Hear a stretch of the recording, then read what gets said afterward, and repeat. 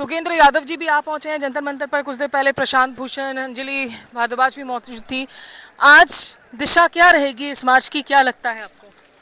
मैं समझता हूँ कोई 50 साल बाद इस देश में युवा इकट्ठे हुए हैं शिक्षा के सवाल पर, और मैं समझता हूँ कि जो भी हो ये एक मील का पत्थर साबित होगा और इस देश की राजनीति, इस देश के सार्वजनिक जीवन में शिक्षा और रोजगार का सवाल केंद्रीय बनेगा।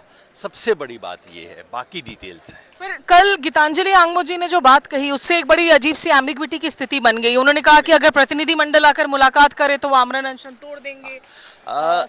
सोनम वांगचुक का लिखित वक्तव्य है। उन्होंने कहा है कि सरकार या तो अकाउंटेबिलिटी दे, यानी कि शिक्षा मंत्री इस्तीफा दे। उन्होंने कहा है अगर वो इस्तीफा नहीं देते तो कम से कम मेंबर ऑफ पार्लियामेंट, जो कि इसका मतलब है ऑपोजिशन के मेंबर, आके मुझे एश्योर करें कि वो इस स्ट्रगल को पार्लियामेंट में कंटिन्यू करेंगे। तो ऑलरेडी यहाँ पर दे ही रहे हैं, स्टेज में तमाम लोग आए हैं, संजय सिंह से लेकर महुआ मोइत्रा से चंद्रशेखर आजाद। मैं स्पष्ट करना चाहता हूँ कि इसका प्रोटेस्ट के विड्रॉ होने से कोई संबंध नहीं है।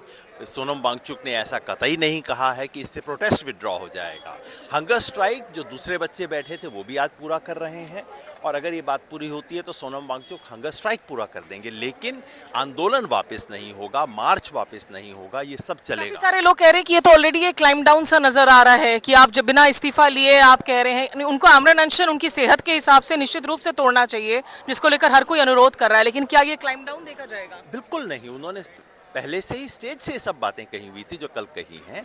आंदोलन जारी रहेगा और प्रोटेस्ट जारी रहेगा जब तक सरकार अकाउंटेबल नहीं हो। आपको लगता है मार्च करने की इजाजत मिलेगी? आज यहाँ इतने हाईवे बैरिकेड्स लगाए गए हैं। मैं समझता हूँ इस देश की जनता यदि अपने प्रतिनिधियों से मिलना चाहे उसमें क्या आपत्ति होनी चाहिए। कोई घेराव नहीं कर रहे, कोई हमला नहीं कर रहे, जाके मिल रहे हैं, रिप्रेजेंटेशन देना चाहते हैं, क्यों नहीं दें।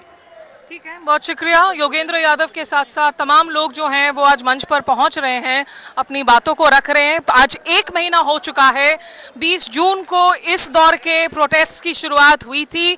आज 20 जुलाई है। 6 जून को सबसे पहले अभिजीत दिपके पहुंचकर यहां आए थे दिल्ली के जंतर मंतर पर। तब काफी कंफ्यूजन थी उस दौरान उस रैली में, लेकिन उसके बाद अलग अलग शहरों में गए और सस्टेन प्रोटेस्ट बना रहा 1 महीने से। यहां से आगे क्या होता है उस पर है सबकी नजर। दिल्ली के जंतर मंतर में मैं स्मिता शर्मा।